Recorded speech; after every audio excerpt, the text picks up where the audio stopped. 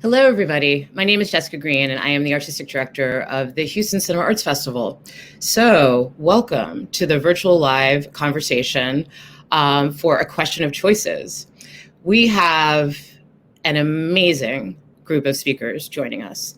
I am going to start with Dr. Sheila Leader, who was actually at the 1977 National Women's Conference, actually is one of the organizers of the conference, organized adjacent programming to the conference, including a film series, which I'm really interested to talk to her about, and has had an incredible career and is an incredible human being, and we're so excited to talk to her. So let's welcome Sheila to the stage, the virtual stage. Hi, Sheila. Thanks for joining us. Thank you for the nice introduction. Yeah. All right. So our next speaker is Dr. Judy Wu, who is also an incredible thinker, writer, intellectual. She has written about Patsy Mink, who we're going to talk about, who is a really fascinating figure in all of this. She is doing a lot of research and scholarship around Asian American women delegates at the conference and BIPOC women delegates at the conference. So let's please welcome Dr. Judy Wu to the stage as well. Thank you. Hi, Judy. Thanks so much for joining us. It's a pleasure. Yeah, thank you so much. All right. And last but certainly not least, Dr. Leandra Zarno, who is doing an incredible project right now that she's going to be speaking about that I'm so excited to hear about, calling Sharing Stories from 1977. She is also doing incredible work, incredible scholarship, research, gathering of content and ephemera and memories about this singular, unprecedented conference. So let's have Leandra join us on the virtual stage as well. Hello, everyone. Hi. Thank you. Thank you so much, ladies, for joining us today. We're so excited to have you here, and there's just so much to cover, right, in the short amount of time that we have. So we're going to start with the lady that was there. Sheila, tell us, how did this conference come to be? What is its formation story, and how did you get involved in its leadership? Okay. 1975 was the UN declared International Women's Year, and there was an international feminist meeting in Mexico City in the summer of 1975. The U.S. sent a delegation, and among as part of that, Congresswoman Bella Abzug of New York City went as an observer. She was completely inspired by both the official work of that UN-sponsored conference, as well as the unofficial activities that took place outside among all the women from around the world who would come. So I think it percolated in the back of her head that she wanted to leverage the existence of the National Commission on the Observance of International Women Year that I was on the staff on, and she was a legislative member of, that was created by executive order by President Nixon, and the members were actually appointed by President Ford.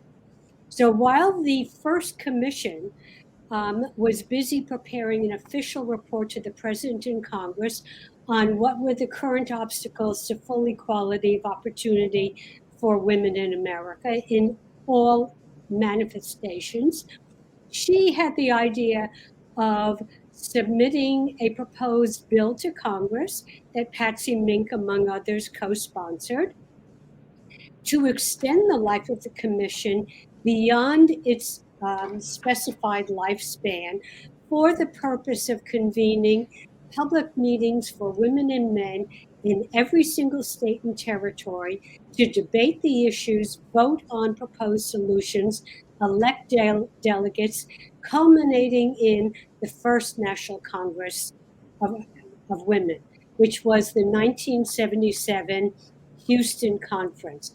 It was held in Houston for a couple of reasons, aside from the fact that it had space that could accommodate the expected number of people. critical is that the commission voted unanimously that they would not hold a national meeting in a state that had not ratified the Equal Rights Amendment. Texas had ratified the Equal Rights Amendment. Also, because by that time, President Carter had come into the White House and he had replaced the predominantly Republican but very liberal Republican commission with a predominantly even more liberal Democratic commission. The commissioners agreed that another condition for where the meeting would be held was that the large hotels had to be union hotels because no one wanted to stay in a non-union hotel. So by virtue of various criteria, including is space available, we ended up in Houston, which welcomed us with open arms. Thank you. Is there anything just at this point that you can share about your experience? I mean, you were there. What was it like? Well, I still get goosebumps when I watch the movie, and I've seen the movie before, partly as preparation for writing my insider's book, American Women on the Move, about the whole enterprise. It was awe-inspiring, just astounding. 20,000 non-delegates came to the convention center every single day to take advantage of all the free activities, including the Feminist Film Festival and the workshops and the lectures and all sorts of fabulous activities.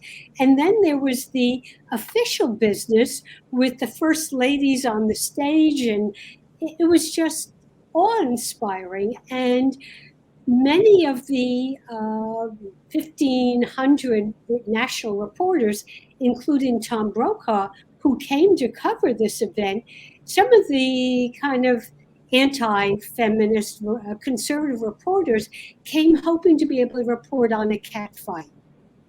They came away saying this was the most purposive, well-run, efficient, business-like political convention they had ever attended, and they thought, women can get stuff done, and they were impressed. Yeah. So it was really, I think, the highlight of my long career. I was just privileged to be a part of it, and I think everybody who was there came away thinking we were part of making history. Well, thank you for being a woman who gets things done and getting this done for all of us, which I am very grateful for. Thank you. Yeah. Judy, talk to us about Patsy Mink and her role in all this, who you've written a book about, correct, as well? I believe, yeah. And just if you could just talk about her. I mean, I learned about her from the PBS Asian American documentary series a little bit. I mean, she's fascinating, and I wasn't really familiar with her before I watched that series. I mean, she's really an incredible woman and leader and figure. And could you just talk about how she fits into all of this to start? Thank you so much, Jessica. I have a forthcoming book with Patsy's daughter, Gwendolyn Mink, who is a political scientist, and also they were just such a close-knit family. They talked to each other about politics over dinner. They strategized together. They were political allies. So it's an honor to be able to write with her about her mother's life. So Patsy Mink is the first woman of color to be in Congress. I think a lot of people think it's Shirley Chisholm, but Patsy Mink was actually elected in 1965. She was a fierce advocate. We call the book Fierce and Fearless. She was an advocate for feminist legislation. She was a critic of war in the United States and the military buildup in the Pacific. She was someone who very much cared about the environment. A lot of values that she held close to her heart in the middle of the 20th century these issues are still with us in the 21st century. And it's so wonderful to find a political role model like her who was battling in Congress and really thinking about the people who are marginalized in our society, really thinking about women, thinking about workers, thinking about people who are poor, thinking about people of color. So her particular role in the National Women's Conference, she was best friends with Bella Abzug, and there's stories about them wearing similar outfits in Congress and sitting next to each other. But they very much were inspired by the idea of a national gathering, and Patsy Mink introduced a companion bill and really advocated not just for the one-time event in Houston, but to have 56 pre-conferences, so one in each state and in 6 territories, which ironically includes Washington, D.C. But I think that grassroots component to the National Women's Conference really sets it apart, because it's not just a one-time event, but instead women are gathering in all these different locales, thinking through what is it that they want to raise at the national level, what do they want to bring before Congress and the president. And then based on the demographics of those locations, you get a diverse set of voices. So I'm very interested in Pacific Islander women who are gathering in Guam, American Samoa, the Trust Territories. So it's such a wonderful cross-section of the United States. And the fact that territories are included really highlights the fact the United States is proclaims itself to be a democratic nation, but is also an empire that has an ongoing legacy of unequal incorporation of people. At the actual conference itself, Patsy Mink gave one of the speeches, and I thought I'd just quote a couple of passages from her. They kind of give me goosebumps. Yeah. So one of the things that Patsy Mink talked about is that women are not a minority demographically; they're actually in the majority. So if they actually came together, they can change their political destiny. So this is a quote from her: "Our destiny is in our own creation. Do we want to change? How shall we achieve it? How do we mobilize the numerical majority of women to act? How do we appeal to their self-interest and gain their support for issues which are so vital to our full birth as human beings?" Another passage I wanted to share with you is that there was widespread opposition to the National Women's Conference by people who consider themselves anti-feminist. And because this was a government-funded conference, they were even more adamant that their voices should be represented. And Mink, along with other people, were arguing that actually feminists were being painted as anti-family, but they were not. They were very much in support of women, their ability to have families, the rights of their children. And so she talks about the fact that she's there because she wants a better future for her daughter, for example. So I just think that these type of ideas are so important, so inspiring. I can go on forever, but I'll stop there for now. Yeah, no, that's great. And I mean, yeah, to your point, I mean, and we're going to talk about the film. There are so many women that are interviewed in the film that introduce themselves as a homemaker first, and I work. Right. You know, and this is at a feminist conference. So to your point, I mean, yeah, of course, like women are, you know, define themselves feminist or not, you know, through their love and their family and all of that. And that was so clear, you know, at the conference. Leandra, so I want to just touch on, you know, we're going to get more into it, but I want to touch on your work a little bit. Like, what was the 40th anniversary conference, you know, in 2017 that you helped organize? Can you talk about that and talk about sharing stories from 1977, this incredible project you're doing? Yeah, absolutely. And so it's wonderful to be here with Sheila and Judy, who are very much involved in the Sharing Stories project, both as an advisor, and Judy is helping collaborate and research this project. And it really stems from 2 places. One is the classroom. And so I do teach at University of Houston. And I was really struck by, when coming to campus in 2015, how many organizations, how many women in politics come out of this particular moment, how many people have family members, you know, aunts and mothers and grandmothers, you know, who were who were there either as observers or volunteers. And so I wanted to be able to bring that to our students and to really create an intergenerational conversation. And so that's one thing. And then second, I, like Judy, am really interested in women in politics in the 1970s, and I wrote a book on Bella Abzug, Battling Bella. And I was really struck by how incredible she was in this vision of having this conference, but also how it comes out of her own biography. So she went to Hunter College when it was tuition free, and this is a very important public university in New York City. And it was also a women's college. It was the largest women's college of its kind probably in the globe at that point. And she actually was in student government and oversaw an all-women legislative delegation and kind of model UN, but it was, you know, more domestic in focus. And I think that the National Women's Conference is a realization of that early experience as a student, and to see, on such broad scale, the decision making that women can do. So I think it's nice to connect those biographical pieces. But at the end of that 20-year project of researching Bella Abzug, I was kind of underwhelmed with my work on the National Women's Conference in my book, because it is about thousands of women's stories, not just the person that got to stand behind the podium. So the Sharing Stories from 1977 project is a project that I co-lead with Dr. Nancy Beck-Young at University of Houston. It's a flagship project of our Center for Public History.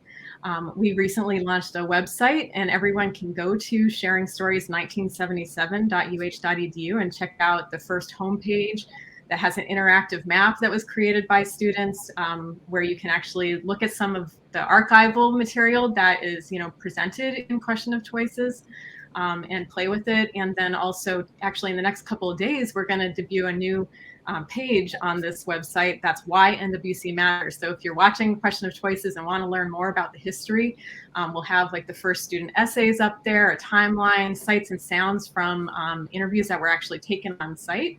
Because there was a lot of oral histories actually that were taken in Houston, and they're being digitized actually by the University of South Carolina. So we're connecting to them. You can follow how this project's developing on Facebook, Instagram, and Twitter, just looking for Sharing Stories 1977. And what we're doing, and we have already had over 1,000 students at University of Houston, but also schools in Indiana and California as pilot schools, to write the biographies, research the demographics, and also capture the oral histories of. Right now, we have a fraction, a couple hundred stories, but our goal by the 50th anniversary is to capture as many of the 150,000 plus stories. And so this is this generation's consciousness raising exercise, right? And one thing that's great about what students are experiencing is that some of these stories are really hard to recover. And so they're frustrated when they go online and they can't find anything about a person that sat in the, on the floor in the audience that we see. And then some people have way too much information about them out there. And so students are having to cull together, in 500 words, how do you capture Ann Richardson, for instance, our former governor? And so this is what is really exciting about what we're doing at University of Houston right now. It's so exciting, and I'm so excited for this project, and I'm so excited to see everything that kind of emerges, out of the 50th. I would imagine there are going to be some new films, and there's going to be, just a lot of really interesting intersections here. And it's so interesting what you were both saying, you talking about Bella and then Judy talking about Patsy, just the personal narratives and experiences and how key they are. The experience of Hawaiian imperialism and how that was so key to thinking around, workers and BIPOC people, and then what you were saying about Hunter, right? And Hunter being, for so many generations of women, right, was just this incredible place that I think a lot of women, was one of the first sites where all this education happened for women in America. And this is an example of that. So just want to shout out to the audience. Hi, audience. Please send questions to the chat. We're ready. We're ready for your questions. We want them. You are in the best possible hands here, around this history, the kind of literacy and knowledge in this virtual space about this is pretty incredible and unprecedented. So, let's take advantage. If anybody has any questions, please send them on. We definitely want to, get them answered, so share them with us. So let's pivot a little bit. This is really a question, I think, for everybody. A Question of Choices, the film, itself. I want to know what you all think about it. This is something I am particularly interested in. The relationship between reality and representation, right? This is a really good example of, something that really deserves to be unpacked, with that lens in mind. What is the distinction? How it's a very immersive film. How immersive was it? How much, did it represent, what was happening? And how much, did it not? What did it get? What didn't it get? What did it capture? What didn't it capture? It's also, I would add, for the audience, it was created very immediately. And I think some of you might be able to speak to that. This is a film, of that moment. I mean, we all see the incredible, and shout out to the 70s fashion on display. One of my favorite things about A Question of Choice is women's 70s fashion, the best, the shag haircut of the journalist hosting it from Dallas. Shout out to her shag haircut. So amazing. It's just great. I love it. So Sheila, like the film, I mean, talk to us about this film. What are your thoughts? Question of Choices. I think it did a pretty good job of giving an overview of key moments in a jam-packed formal setting. And I like the fact that they showed the various caucuses. What they couldn't cover, because that was not really their purpose, was the unbelievable important activities that were going on and the unofficial activities for the non-delegates. So, for example, in the final report from the commission, the Spurred of Houston, they point out that one of the workshops that we offered was how to file a discrimination suit. And follow-up of attendees documented that every single woman who attended that workshop filed a discrimination suit. And one of the things that I and my colleagues worked very hard to do in preparing the workshop guides for the state and territorial meetings, and then setting up the workshops for the non-delegates, is that we saw this as an opportunity to publicize pathfinding new innovative programs like battered women's shelters, which was a fairly new subject that people were talking about at that time. We found the innovative programs, and then we highlighted the people who created these programs, put them in touch with other activists around the country who cared about that subject, so that they could learn from those who had figured out, how do you do this well? What obstacles are you going to have to overcome? And how did you do that? And then we invited all these innovators to Houston and gave a platform, a national platform, so that anyone who was interested in how do you set up a battered women's shelter, for example, or how do you create a daycare center that's free and non-sexist and workplace, anyone could go and talk to the people who created these programs, exchange phone numbers, it's before the internet, and make sure that it spread like a million seeds around the country. And that's how you create a revolution. It's by putting people together who have figured out how to identify a problem and how to try to solve it, and then create a network of activists who are committed to dealing with that issue. So that was all very important. And maybe we inspired other feminist filmmakers who came and saw the film series that we put together. There were also, throughout Houston, the city of Houston, there were arts programs in conjunction with the meeting. Every theater had shows, the museums all mounted feminist programs. There were feminist films being shown in movie theaters in Houston. So it was a citywide happening, to use 1970s jargon. So I think many, many, many spin-offs nationwide. Did that answer? Yeah, no, and it's the last thing you were saying is really interesting. It sounds like it was really tapping into Houston's robust art scene, and the ways in which Houston is a really progressive city. And it sounds like, those roots were there too 40 years ago. Absolutely. Which we see today in Houston, Yeah. Right.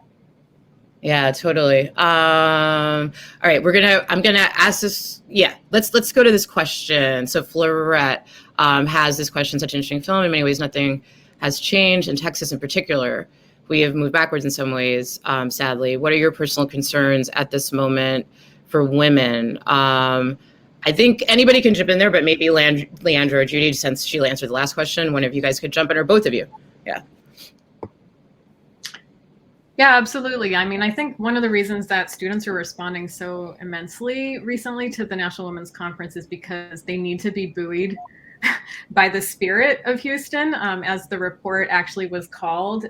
This is a story of a democratic experiment on an incredible scale that actually worked. And people from all walks of life having disagreements, but still coming to consensus. And, it was an endeavor that it was, Bella Abzug and Patsy Mink were certainly at the forefront in the kind of national understanding of how this came to be. But actually 13 congresswomen, including Republicans, pushed the bill through Congress. And so I think that's really important to remember in this particular moment that, that can happen.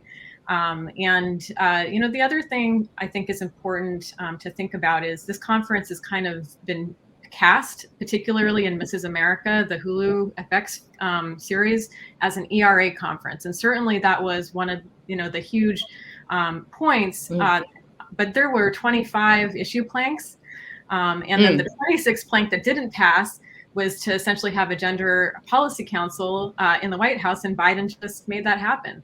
So I think it's important to not just look at the real intense, viral anti-abortion, kind of actions that are happening in Texas, but let's look at that against, some of these other things as well.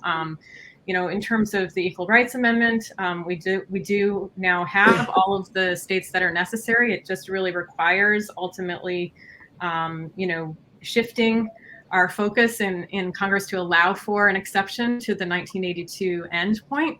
And then also there's action pushing the National Archivist, of all things, to certify, because actually for constitutional amendments to go through the Archivist of the US. So really, this is a huge job for historians that I actually didn't realize until I started to dig a little bit. And so there's legal actions right now and pressure being put on our current archivist to do that work. So there's a lot of unfinished business on the table. And one thing I found very striking watching A Question of Choices this morning was how many issues are still immediately relevant. And Susan Cadell, the narrator, talked about headline issues and specifically spoke to LGBT issue, kind of concerns and the sexual preference, kind of plank, spoke to reproductive freedom, and also spoke to the Equal Rights Amendment. I'm thinking we're still there. We're still, these are still the headline issues that we're really engaging. And so to me, that just demonstrates how slow, how slow some of these things move through, but also that these are the issues of our time then and now too. But in terms of not having to wait another 40 years for the ERA, Virginia was the last state needed to ratify. What exactly does need to happen? How can people aid in this process of, the creation of human equal rights for women in America through the ERA? Like now that Virginia has come in, we have all the states. So what can we all do here? What's next? What do we need to do? Do either one of you want to answer that? I actually want to introduce a few other issues. Did anybody want to address the question of the ERA? Sheila, do you have any? I'm not a constitutional lawyer. I mean, the time limit that was put on the movement for ratification was fairly unique, and it was a fairly cynical ploy to try to sabotage the movement for the ERA. So since it was Congress that imposed a time limit, Congress could change that requirement and certify, or basically say, yes, we now have the requisite number of states have ratified. Another opportunity, aside from the issue of putting it in the Constitution, is that since the right-wing movement focused on capturing state legislatures as the locus of anti-action. And we sort of took our eye off of the state legislative races in favor of Congress. that's why we have a lot of these retrograde policies and gerrymandering going on.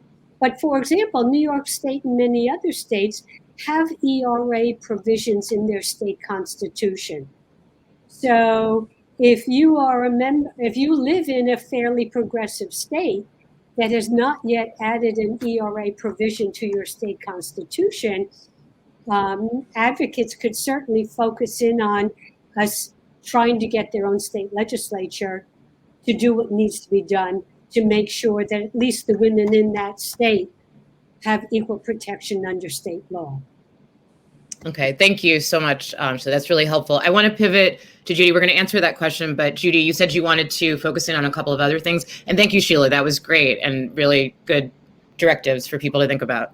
Yeah, Judy. Thank you so much, Jessica. I think one of the really powerful things about the National Women's Conference and also the rethinking of the 60s and 70s, especially women in politics, is there was a foregrounding of intersectionality.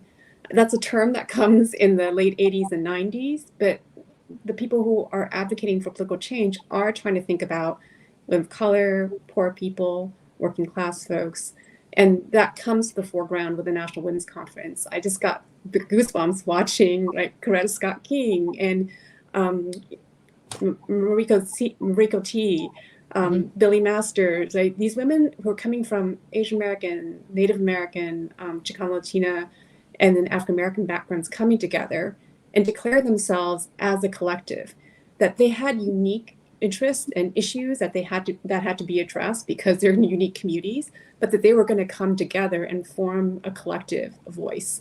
And many people talk about that as one of the highlights for the conference, that there was, I think they were singing, we shall overcome, spontaneous afterwards. And that moment was just so, so powerful. And it puts me in mind what we're experiencing politically. And I'm thinking about the COVID-19 pandemic, as well as the racial intensity, the hostility that's existing in our society. They have long-term roots. But I just want to highlight a couple issues. I think with the pandemic, it's become much more clear how important care work is, right? When people are home, they're trying to manage being fathers and mothers, and at the same time trying to work. And so I think the issues about house, childcare, which was one of the prominent issues in the 60s, 70s, comes to the foreground. Issues about who has equity within the family, right, to pursue professional careers. I think these issues are on people's minds, right, as a result of the pandemic and the closure of American society. But I'm also thinking about the intense racial hostility, Kyle Rittenhouse's acquittal yesterday, which is just so atrocious. The attack of AOC, this cartoon video meme that another member of Congress can threaten to kill her, and that's considered somehow acceptable. There was intense political hostility, and Marjorie Sproul has talked about 1977 in some ways as a fracturing of political culture. And so that is sort of evolved into what we have now with such intense divides between Republicans and Democrats, whereas previously there was more alliance across these different parties. And I think these have definitely grown. I'm also thinking about the attacks on voting rights, right? So how do we actually create a viable multiracial democracy that really takes into account like this long history of exclusion? So I think the issues that were raised at NWC are very much present today on our minds. And unfortunately, we have to continue to do battle. Yeah, no, totally. I mean, and that's why we're just so lucky to be able to get you guys together and to help us all get a little bit of fortification as we continue to do battle here. So the point that you made, Judy, about, the fracturing that was evident there in 1977, Leandra, could you speak a little bit to this question here? Why do you think some women were anti-feminist or wanted to stop the ERA from passing? I think that question kind of dovetails with this idea of 77 being an inflection point, right? As far as the fracture, the fracture between this conference and the Phyllis Schlafly-led anti-feminist conference. Can you talk a little bit about that, Leandra? Sure. I mean, one thing that I would say is that we often think that we're living in the only polarized times. And that's definitely not the case. And so anyone that looks at the 1960s and 70s, these were days of unrest. There was incredible economic strain. The country is coming out of the Vietnam War in this particular period. And this is a moment also where it requires two incomes in a household to have some type of living wage. And, our real wages have been stagnant ever since. There's also a pretty incredible, religious revival that occurs in this particular period. And a lot of emphasis within the conservative kind of fundamentalist movement in this period is about pushing the congregants to get involved in politics, to essentially not have the separation of church and state, not only in the law, but also in the organizing. And so I think that was very, very strong here. The pro-life conference and pro-family conference, as it was not necessarily just the design of Phyllis Schlafly. In fact, there was a lot of women who were major organizers. Lottie Beth Hobbs, Texas through and through, pastor basically was the brains behind this operation. And so I think that's important to remember, because sometimes when we get focused on the iconic, kind of symbolic moments that we often see in pop culture, we miss that. And what I like about A Question of Choices is it brings us back to that kind of more realistic approach and shows the messiness of the democratic process. And so the footage I thought was really striking when we go over to the Astrodome, to this pro-God, pro-life, pro-family, as it was billed, convention. And we hear Lottie Beth Hobbs actually say that this isn't, in fact, a battle of the sexes. It is a battle of philosophies. And I think that's what's important to remember, is that there's a lot of different philosophies among women, that we have a lot of different ways that we think about the world. And so how we define as feminist women's rights is defined differently by someone who applies a moral kind of religious-based morality to that framing. And that really was very strong and striking in this period. And there's a lot of galvanizing issues. The ERA was one, a challenge to Roe v. Wade was another, and being anti-IWI was the third piece in a really, kind of clear troika of concerns in the 70s. I would add, I was going to say that what we also saw in the lead up to the national conference is the tactics that the antis used. And it was multifaceted. Number one was endless lawsuits against the commission. Number two was lying about issues, exaggerating.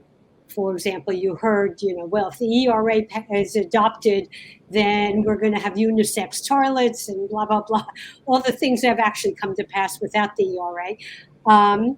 And the other, and this is something that we all saw as staffers up close and personal, aside from lies and exaggeration, is profoundly anti-democratic tactics. I was the official federal representative to the New Jersey meeting, which was held on the campus of Princeton University.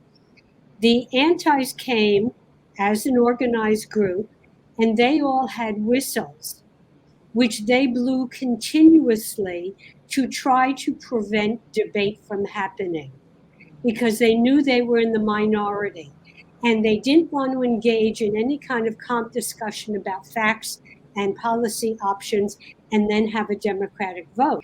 They knew they would lose because the polls all showed the vast majority of women in New Jersey and in the country supported most of the proposals. So they aimed to disrupt through undemocratic tactics. And it was shocking to me to see that. I mean, I didn't expect it. And they did it in state after state after state, unless they knew that they had enough people who could take over and dominate the meeting. And in those cases, the delegates that they elected were monolithic and not representative of the women of the state. So that Mississippi elected an all-white anti-ERA delegation. Even though a third of the population, at least of Mississippi, was Black. So this was an early omen of what we are seeing on the national political stage today. They cut their teeth on the women's movement. This is a question for you, Sheila, from Brian. Could you speak more about what it was like to engage the media during the conference and to see the work that you were doing reflected in real time? Well, I'm probably not the right person to ask about that because my job did not include dealing with the media. In fact, my co-author, Patricia Hyatt, was on the media staff. But we had I think about 1,500 accredited reporters, and Pat Hyatt and other staffers put out a daily newsletter trying to summarize what was going on. By and large, I think, as I said, the press coverage was pretty fair and pretty respectful, including among the columnists who came hostile, and they came away kind of awed by what they saw. And, as I said, Time Magazine put it as the cover story twice. And it was continuously broadcast on national TV. So people who were interested could see it in real time on NPR and elsewhere. So thank you for the question, but I'm really not the right one to answer it. Well, I do have a follow-up question for you, Sheila. You mentioned that, and I think it's related, that this was like you said one of the most or the most significant experience of your career. I want to know how this impacted you and what you did after that and the directions you went in and the work you've done since then. Could you talk a little bit about that, about its impact on your work? Well, thank you. I had already been deeply involved in the women's movement for nearly a decade, which is perhaps why Bella Abzug made it possible for me to join the staff, because she and her staff knew what I had done. So it drew upon a lot of my experience already as an organizer, a political organizer and media person, as was the case for most of the professional women who staffed the commission, Republican and Democrat. We all came out of the women's movement and had years and years and years of experience as feminist advocates. I certainly tried to continue a lot of my work. I taught a women's studies course at GW afterwards. I was the chair of Maryland Now Task Force on Insurance Discrimination. I mean, I just kept working and writing. And I raised a feminist daughter who has started her own feminist organization. So, nice. I mean, we keep doing it. We keep working on it. But this clearly, as a feminist, the highlight. This was the best of the best. And, this is a film festival, so I have to ask about the feminist film series. Right. Can you just share a little bit about that? Well, it started out as we were working on workshop guides for people who are going to organize state and territorial workshops on all of the topics that were in the original plan of action that the commission had already voted on. And that meant that we had to summarize the issues, provide names of local experts for and against proposed solutions, and speakers, and possible films. So we had already done a certain amount of scouting for films that addressed various topics in the plan of action. When we decided to have a film festival, we already had a list of films that we as federal employees had screened for appropriateness for showing in a federally funded venue. But also then people started sending us tapes of potential films, which I and my colleagues in the office then had to look at to make sure there was no profanity, no nudity, nothing that the antis would ding us for. And if we thought that they were well done and covered substantive issues of concern to women and passed the PG test, we included them. And there were two that stuck out for me, and I remember them vividly, even though I haven't seen them in more than 40 years. One was a film, an early documentary film about the artist Alice Neal. It was made in 1976. I had never heard of her. And when the Metropolitan Museum of Art finally showed her art this past year, I was thrilled. I thought, oh, I know who she is. So I was very excited about that. There was also a marvelous black and white documentary about Chicano farmers, workers in mines in California who went on strike, called Salt of the Earth. And when they went on strike and basically couldn't work, the wives went on the picket lines, and the husbands, they did role reversal at home. The husbands had to stay home and cook and take care of the kids. And it changed the dynamic at home in what had been fairly patriarchal family life. And it gave enormous confidence to the women who went out and took over the men's roles. So, I mean, these were really revolutionary films that I hope we can see again someday. Yeah, I would love to see both of those.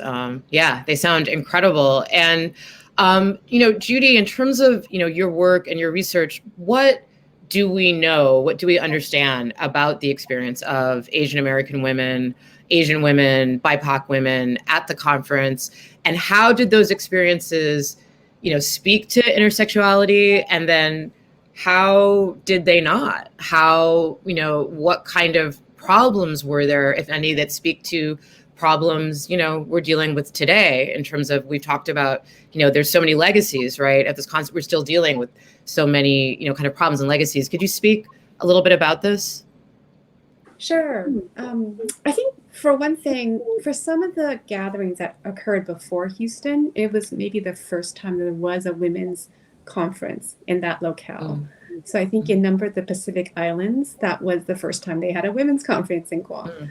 And so it was a novel experiment to bring people together. There were definitely women's activist leaders, but to actually have a collective gathering and discuss what were their priorities as a group, that was pretty unique. For Asian American women, I'm finding their presence mostly on the mainland, but also in Hawaii.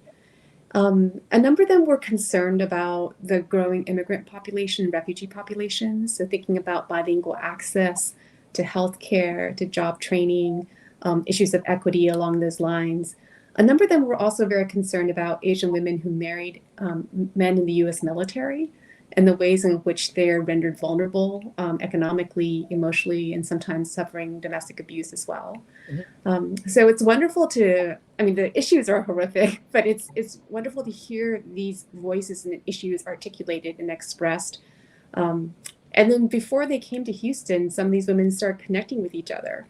So people in New York were connecting with people in California and Arizona, and they were forming these national networks that Sheila was describing earlier.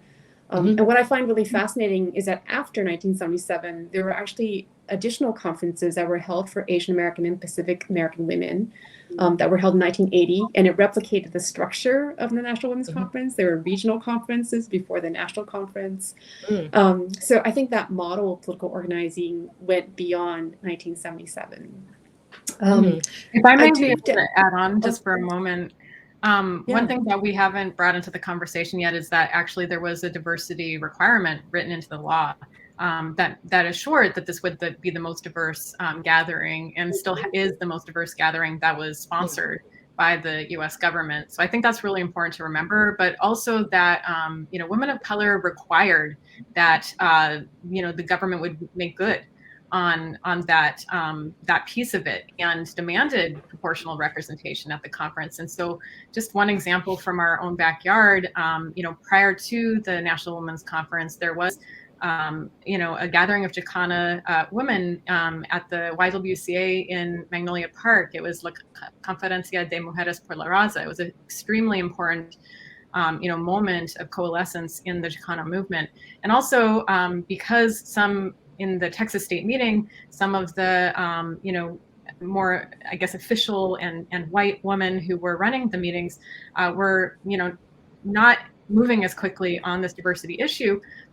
Women formed a Chicana advisory committee and pressured to make sure that they had, you know, a presence at the conference. So I think that's really important to remember. And we see a little bit of that in this film, but certainly you can't capture everything. So I just wanted to get that in there just to, to speak to Judy's really excellent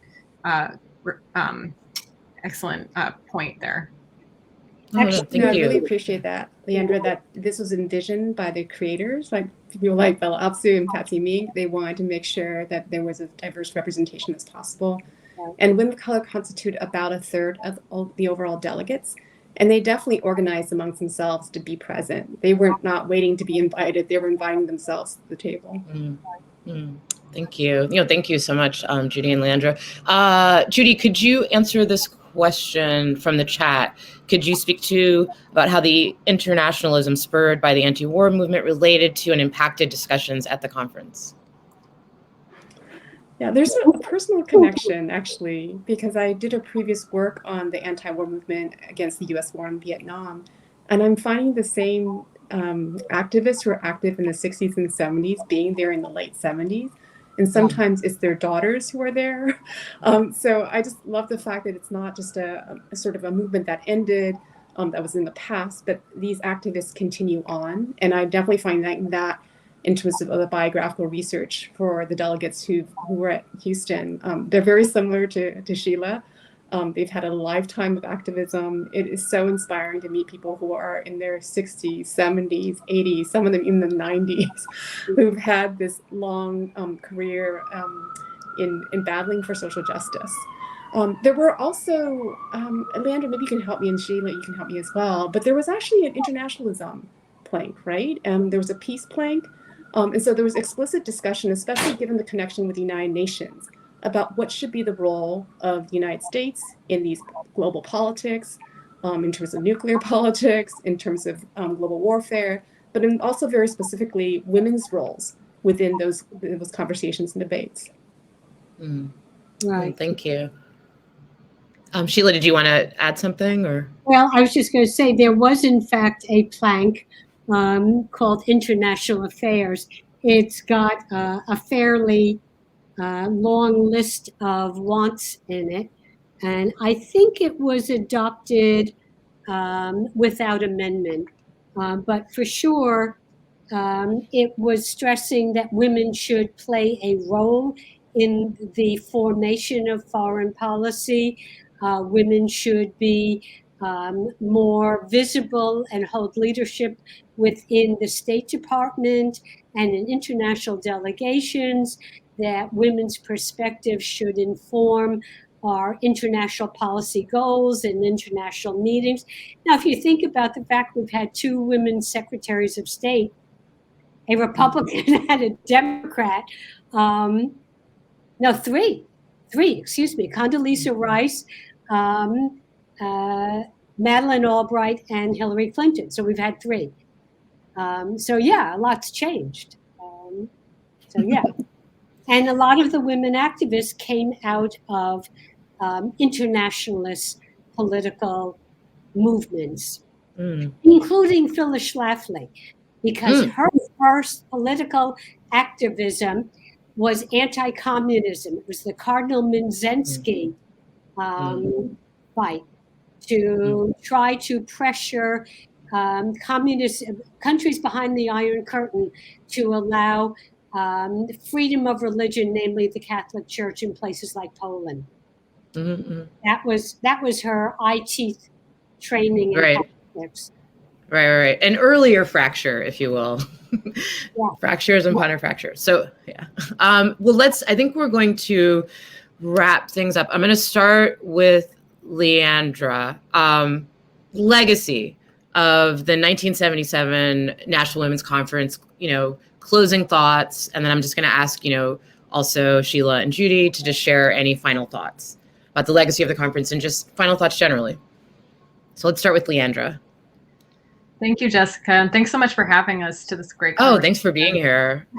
Yeah, I mean, I will say that Susan Caudell, I was so struck by just her opening comments, actually, the way that she capped the 4 days in Houston at the beginning of Question of Choice. And I just want to read just one line from her opening remarks, because I think it really holds true to how historians are seeing this event. She says, only in America has this unique experiment in democracy been tried at such a scale with all the attendant warts and wonders of the process. And I think that's really it. This was a moment where there were actually only 20, women in Congress. And so now we have a quarter of Congress. It's not parity by any means. We need another quarter to get there and change. But it showed that women could, in fact, engage in every aspect of decision making. And were highly political beings in a period where they were just really still seen as specifically pushed into one particular lane of women's issues. And that was essentially where they could be, since getting the vote in 1920. So I think that the sheer scale of this event and the range of issues and the fact that it was intersectional is such a clear legacy to the Women's March in 2017, which was when we had our 40th anniversary. And I think why 2,000 people came out to University of Houston was because they needed to have that connection back to the past. But it really, I think, also is an agenda that's unfinished, and we could look to those 25 planks, those issue planks, and think about what has been done and what hasn't. And so a second stage of our Sharing Stories project is going to be tracing out the legislation and thinking about also all the networks that developed, all of the women in politics. We saw Maxine Waters, for instance, really early on in her career, delivering an incredible speech. And so, thinking about those days as still being with us, I think is a really important part of this. Yeah, early Maxine Waters. Shout out to early Maxine Waters looking fly, as Florette says, for sure. Yeah. No, thank you so much, Leandra. That's, yeah, please. Sorry, I'm going to go next because I want to leave the last space to Sheila. Yeah, no, I get it. I think we're still uncovering the legacies because this conference still has not been fully documented. So I'm really looking forward to the stories that our students are unearthing and tracing these political lineages. But I just want to highlight that the title of the report that was published, The Spirit of Houston. There's ways in which we might look at the issues and how they're still present with us. And right, so 77 didn't solve patriarchy in this country. But it was such an amazing event to see women in giant letters in front of this convention center and to hear all these women, their excitement, to think about those connections that are being made, to think about all these women going on and doing these amazing things in their lives. It's so inspirational. I think during the pandemic, and going back to this again, I think a lot of us felt disempowered, that we didn't have much control over our lives.